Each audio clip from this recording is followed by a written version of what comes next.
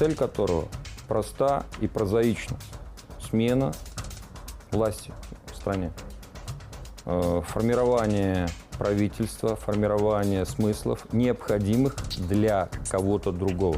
А по большому счету, влияние на государство извне. Решение было найдено. Отдельных коллаборационистов и наемников объединили под общим началом. Дали наименование и символику, финансирование и инструкторов. Символикой особо не мудрили, присвоили ту, которая близка сердцу белорусским полицаям.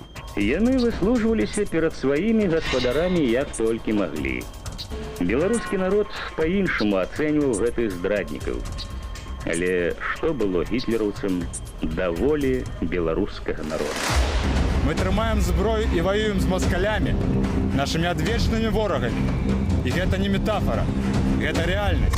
Боевики незаконного вооруженного формирования полк Калиновского вынашивают планы вторжения в Беларусь. Так